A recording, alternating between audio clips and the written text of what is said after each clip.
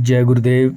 जो बोले सो निर्भय, जगत गुरु रविदास महाराज की जय। सतगुरु की प्यारे साथ संगत जी, आप सभी देख रहे हैं कैथल में यहाँ पर श्री गुरु रविदास महाराज जी का मंदिर एवं धर्मशाला जो थी, तो यहाँ जिसका संचालन गुरु रविदास सभा 565 करती थी, तो यहाँ पर वो सभी ने मिल कर के यहाँ बहुत बड़ा एक शिक्षा गुरु रविदास महाराज जी की जो उन्होंने अपनी वाणी के माध्यम से दी, तो यहाँ पर एजुकेशन का एक हब बनाया और स्कूल की स्थापना की गई।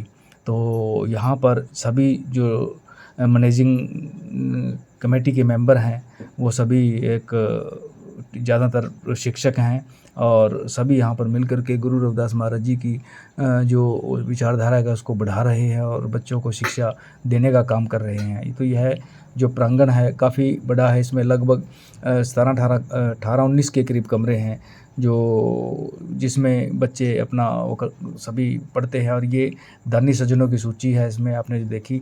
और ये एक बहुत बड़ा यहाँ पर साइंस रूम की स्थापना की गई है। तो बहुत आने वाले समय के लिए एक अच्छी भविष्य की सोच रखते हुए यहाँ पर यह लाइब्रेरी की स्थापना की है, जिसका अवलोकन करने के लिए डॉक्टर आर फुलिया, पूर्व अतिरिक्त मुख्य सचिव हरियाणा सरकार, वो भी यहाँ पर आए हुए हैं और इसका अवलोकन कर रहे हैं। और इनकी जो कार्य इन्होंने किया है कमेटी द्वारा उसकी सराहना कर रहे हैं। तो ये सभी जो उन्होंने ऊपर कमरे बनाए हैं, जो सेकंड बिल्डिंग बनाई है ऊपर दूसरी मंजिल, तो ये नीचे आप देख रहे हैं यह सामने ये बिल्डिंग है, ये गुरु रविदास महाराज जी का जो मंदिर है और वो साथ में पुरानी धर्मशाला है, वो भी आप देख रहे हैं कितना सुंदर ये दृश्य लग रहा है। तो ये सभी कुछ जो कैथल वासियों के सहयोग से उन्होंने इतनी अच्छी विचारधारा रख कर के इसको शुरू किया। और आज इस स्कूल के अंदर 250 बच्चे पढ़ रहे हैं और अच्छी शिक्षा ग्रहण कर रहे हैं और बहुत बड़ा बदलाव कैथल में देखने को स्कूल है। यह बिल्डिंग देखी, बिल्डिंग बहुत ही अच्छी बनी हुई है। इसमें लगभग 18-19 कमरे हैं इसके अंदर और इसमें आप बच्चों को पढ़ा रहे हैं। और यहाँ पर साथ में गुरु रविदास जी का मंदिर है और जो काफ़ी पुराना है। तो ये स्कूल बनाया, तो क्या आपने कैसा ये दिमाग में कैसे आया कि मंदिर का, उसके बाद आपने तो देखो यहाँ पहले मंदिर था, धर्मशाला थी, तो गुरुदास जी ने शिक्षा के बारे में बड़ा मतलब यहाँ जोर दिया है। हमने गुरुदास जी शिक्षा को आगे बढ़ाते हुए और महात्मा ज्योतिबा फुले, बाबा साहब अम्बेडकर की फिलोसफी को आगे बढ़ाते हुए उनके मान पथ पर चलते हुए हमने शिक्षा को यहाँ मतलब बढ़ावा देने के लिए यहाँ स्कूल खोला है। यहाँ के जो बच्चे थे सराउंडिंग में सारे ड्रॉप आउट बच्चे थे, पहले दूसरी तीसरी और 5वीं तक मतलब आधे बच्चे स्कूल छोड़ जाते थे। तो उनको ड्रॉप आउट कम करने के लिए कि बच्चे और आगे ज़्यादा आगे बढ़े, और गरीब बच्चे भी थे यहाँ, चार तरफ की बस्ती है वो गरीब बस्ती है, तो वहाँ कम से कम फीस में बच्चों को अच्छे से अच्छा क्वालिटी एजुकेशन मिले और बच्चे खासकर ड्रॉप आउट ना हो, वो आगे बढ़े, 10वीं 12वीं पास करे। और जब स्कूल खोलने से पहले आप यहाँ अगर देखते हैं तो ये पूरा एरिया ये नशे और नशेड़ियों का था। इस पूरे कैंपस में नशे के आदि लोग हैं, शाम को दिन में लगातार बैठे रहते थे, नशे करते थे। तो बड़े से छोटे भी ऐसे सीखते थे। तो हमने उसको रोकने के लिए कि कम से कम आने वाली पीढ़ियाँ तो ना खराब हो, उनके भविष्य को देखते हुए यहाँ एक स्कूल की स्थापना करी जिसका नाम SRD पब्लिक स्कूल यानी संत गुरु रविदास पब्लिक स्कूल है। और हम इसको आज एलिमेंट्री तक की मान्यता है और हम आगे धीरे धीरे इसको +2 तक की मान्यता लेने के प्रयास पे हैं। तो यहाँ पर जैसे आपने स्कूल की स्थापना की है, स्कूल आप चला रहे हो, कितने साल से चल रहा है स्कूल ये? सर ये 2015 से चल रहा है और ये किसी एक व्यक्ति का स्कूल नहीं है। इसको संत गुरु रविदास सभा 565 प्रताप गेट कैथल रजिस्टर्ड जिसका 565 नंबर है, वो इसको रन कर रही है। वो मैनेजमेंट बॉडी है, इलेक्टेड बॉडी है और वो डेमोक्रेटिक टाइप है। वो किसी एक व्यक्ति की नहीं है, वो पूरे समाज की है। उसका प्रॉपर इलेक्शन है, प्रॉपर उसका ऑडिट है, सब कुछ उसका प्रॉपर है। तो उसके बाद यहाँ पे क्या बदलाव आया, रिजल्ट कैसा आया यहाँ पे जब आपने इसके यहाँ पढ़ाना शुरू किया? 2015 के बाद हम यहाँ काफ़ी बड़ा बदलाव देखते हैं। यहाँ पर मैक्सिमम जो ड्रॉप आउट है वो रुका है। अब बच्चे जो 5वीं तक ही वो बच्चे स्कूल छोड़ जाते थे, अब वो बच्चे धीरे करके वो 10वीं और 12वीं तक पहुँचे हैं।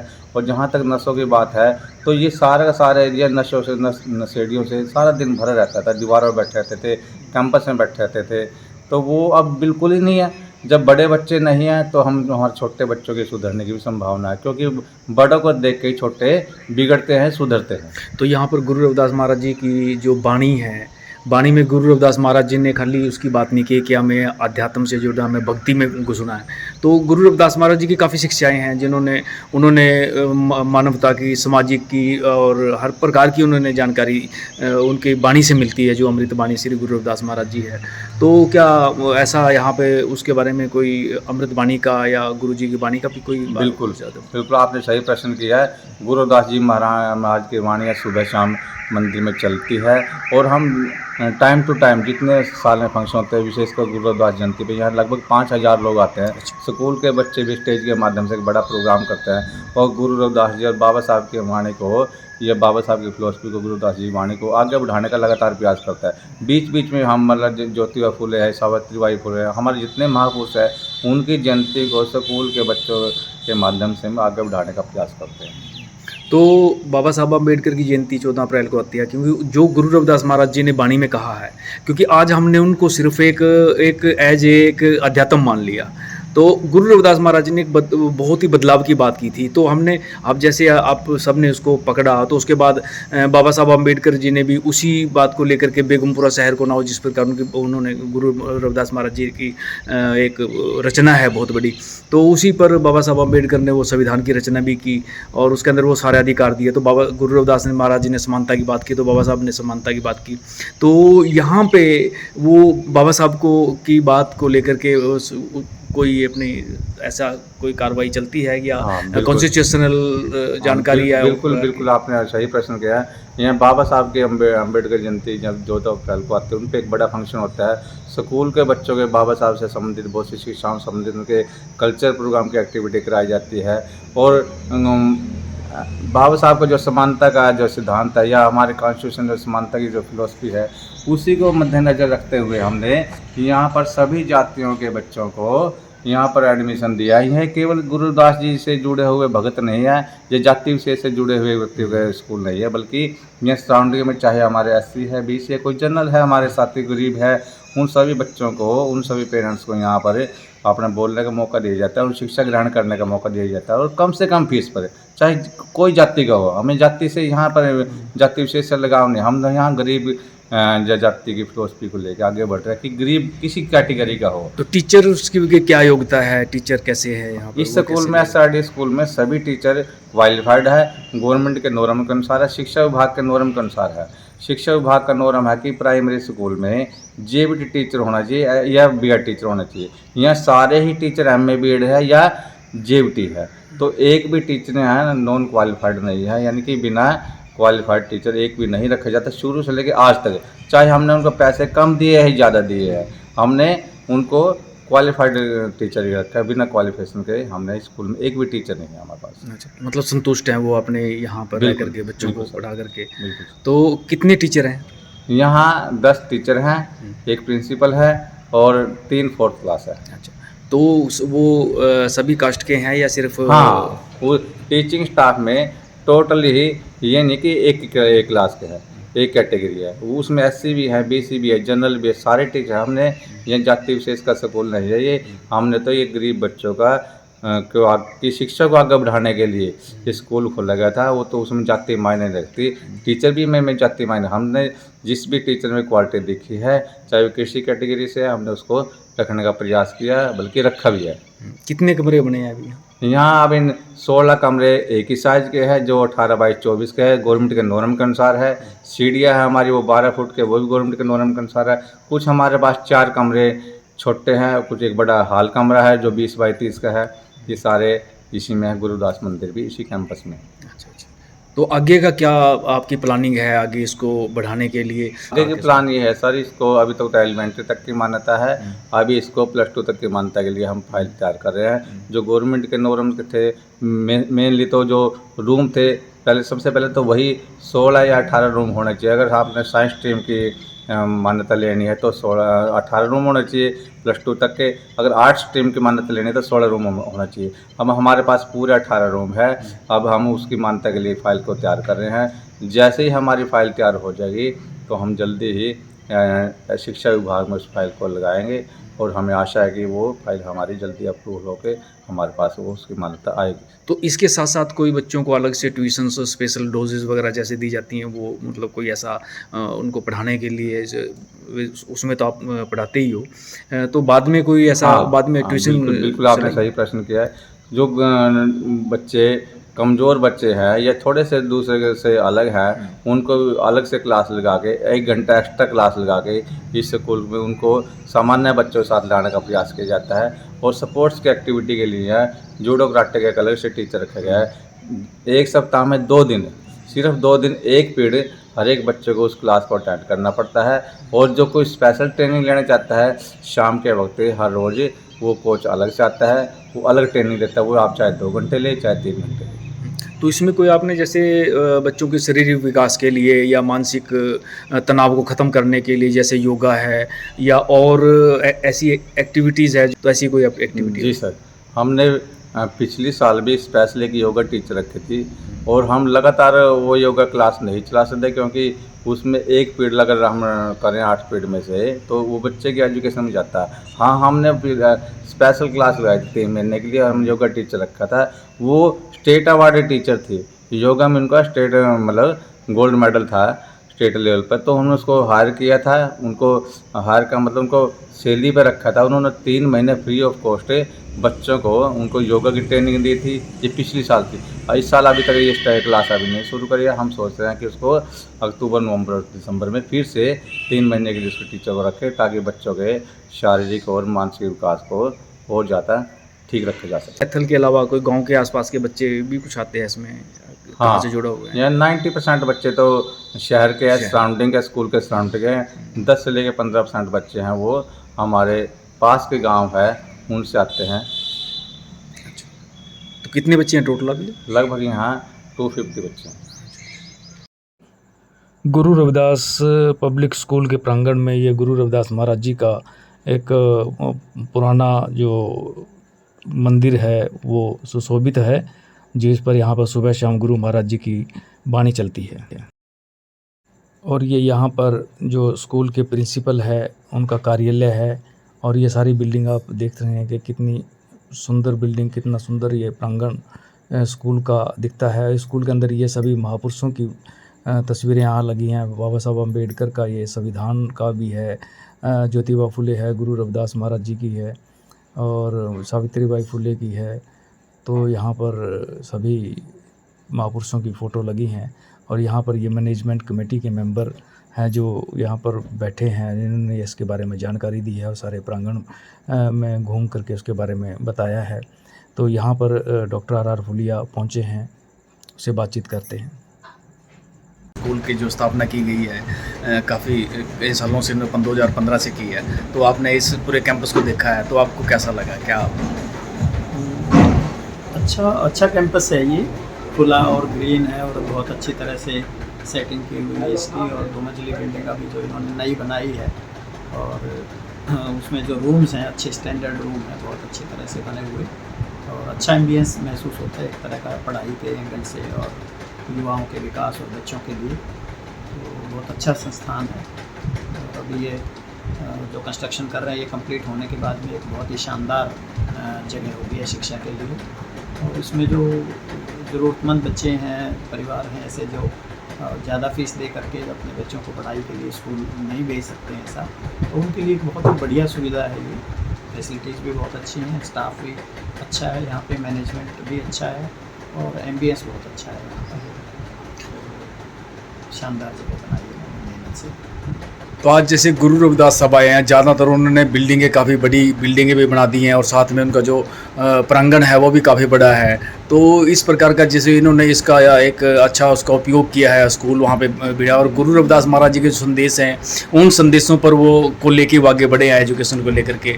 तो उनको क्या आप क्या कहना चाहोगे जो गुरु रविदास सभाएँ हैं, संस्थाएँ हैं उनको? मैं तो समझता हूँ कि ऐसे स्थानों से प्रेरणा लेने की ज़रूरत है इन चीज़ों को देख करके, क्योंकि हमारा जो मुख्य जो उद्देश्य है वो तो परिवार में जो बच्चे हैं या समाज में जो बच्चे हैं ऐसे उन सबको अच्छी तरह से शिक्षित करना है, बहुत अच्छी शिक्षा देना है, उसका एनवायरनमेंट देना है। और यहाँ पे भी जैसे मैंने देखा विद्यालय में भी मंदिर है लेकिन प्रमुखता विद्यालय को है। तो इसलिए क्योंकि मंदिर भी हमारे लिए चलो आस्था का केंद्र है और चीज़ है, पर असली जो गुरु महाराज की जो शिक्षाएं हैं उनकी भी तो यही थी कि हम जागरूक बने, हम ज्ञानी बने, समझदार बने, ज़िंदगी में पाखंड और दूसरी चीज़ों से हम बचें। और वो तभी होगा जब हम शिक्षा, हमारे बच्चे सभी शिक्षा लेंगे, महिलाएं और हमारी लड़कियां बहनें जो हैं वो शिक्षित होंगी, और शिक्षा करने देने का ही जो रास्ता है वो सबसे बेहतर रास्ता है। तो उन सब जगहों पे मैं तो यही कहता हूँ कि आजकल सब जगह ये चीज़ें हो रही हैं, तो जितने भी ऐसे स्थान हैं उनको पार्टली या पूरी तरह भी होता हो तो शिक्षा की तरफ कन्वर्ट करना चाहिए, कम से कम स्कूल। और मैं तो ये कहता हूँ कि अगर ज़्यादा स्थान है तो स्कूल क्यों, और जो हायर विद्याएं हैं या जो कंपटीशंस की विद्याएं हैं और चीज़ों की ट्रेनिंग है, वोकेशनल ट्रेनिंग्स हैं, इस तरह की जो हमारे परिवारों को रोजी रोटी की तरफ ले जा सकती हैं, उनकी आमदनी को बढ़ा सकती हैं, तो इस तरह के सारे कामों को खरीदने के प्रयास ऐसे स्थानों पे किए जाने चाहिए। सामूहिक स्थान, सामूहिक जगह है ये हमारी ज़मीनें हैं। अगर हम गुरु रविदास महाराज जी की वाणी की बात करें तो गुरु रविदास महाराज जी ने की वाणी में मूर्ति पूजा वगैरह का इनका सबका खंडन किया हुआ है।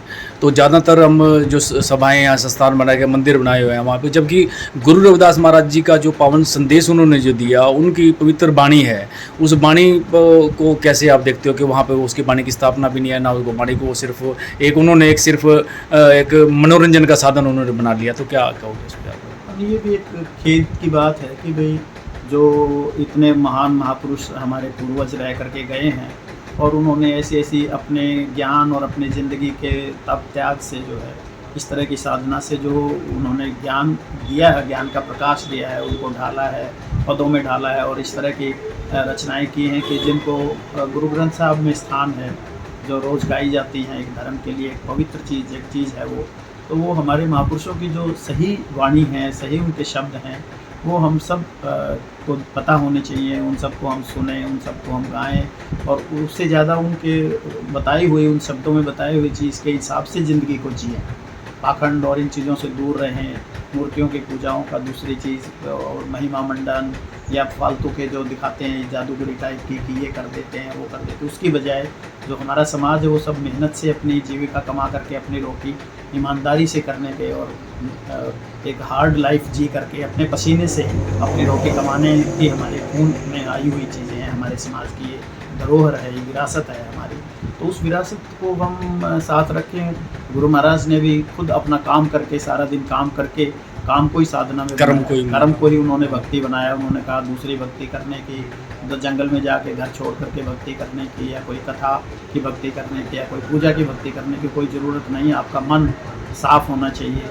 आप अपनी मेहनत, अपना काम जो करो, अपने लोगों के साथ, पड़ोसियों के साथ, सबके साथ एक अच्छा व्यवहार करो, इंसान को इंसान समझ करके प्यार प्रेम से रहो। जैसे महात्मा बुद्ध ने कहा, करुणा रखो, दया रखो उन सब चीज़ों पे, और समानता रखो, न्याय का व्यवहार करो, चोरी नहीं करो, अपनी मेहनत से कमाओ, मेहनत से खाओ, एक दूसरे को अच्छी बातें करो, बुरा न बोलो, किसी को कष्ट ना दो, किसी को दुख ना दो, हिंसा ना करो। तो ये सारी जो चीज़ें हैं वो गुरु महाराज ने भी ये चीज़ों को ही अपनी ज़िंदगी में डाला और ज़िंदगी में अपनाया। और यही चीज़ पीछे के बुद्धिस्ट जो हमारे पूर्वजों का धर्म रहा है, तो उनकी देन है, उनकी विरासत है। तो इस विरासत पे ही रहना चाहिए। ये दुख की बात है कि ना तो इसके जानने वाले ज़्यादा लोग हैं, ना हम उन चीज़ों को ज़्यादा पढ़ते हैं। हमारे जितने भी लोग हैं धर्म या धर्म में भी जो जुड़े हैं, उन्होंने भी गहराई से इनको नहीं पढ़ा होता। उनमें से भी बहुतों को आप देखोगे कि वो मिक्स करके वही ऐसी चीज़ें बताते रहेंगे कि उन्होंने ये निकाल दिया, वो गंगा में यहाँ चले गए, गंगा को पैसे भेज दिए, ये चीज़ें कर दी।